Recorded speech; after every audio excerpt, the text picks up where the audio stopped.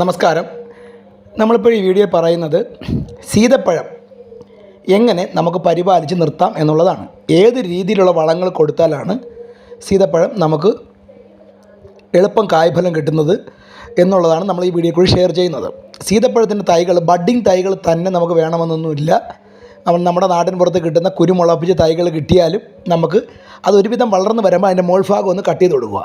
അപ്പോൾ നമുക്ക് നിറച്ച് ബ്രാഞ്ചസൊക്കെ വന്ന് അത് നല്ല രീതിയിൽ കായ്ഫലം കിട്ടും. അപ്പോൾ നമ്മളിതിൻ്റെ വളം കൊടുക്കുമ്പോൾ നമ്മൾ ശ്രദ്ധിക്കേണ്ട കുറച്ച് കാര്യങ്ങളെന്ന് പറയുന്നത്, സീതപ്പഴത്തിന് എപ്പോഴും നമ്മൾ വളം ലിക്വിഡ് രൂപത്തിൽ കൊടുക്കുന്നതാണ് നല്ലത്.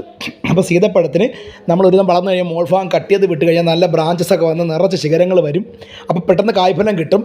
കൂടാതെ തന്നെ ഏത് വളം കൊടുത്താലും, അതിപ്പോൾ ചാണകം കൊടുത്താലും മറ്റുള്ളാതെ വല്ല നമ്മുടെ എല്ലുപൊടി വേപ്പൻ മണ്ണാക്കൊക്കെ കൊടുത്താൽ അതെല്ലാം സ്ലറി ആക്കിയിട്ട് കൂടുതലും ദ്രാവക രൂപത്തിൽ കൊടുക്കുകയാണെങ്കിൽ നല്ല കായ്ഫലം ഉറപ്പായിട്ടും കിട്ടുന്ന ചെടിയാണ്.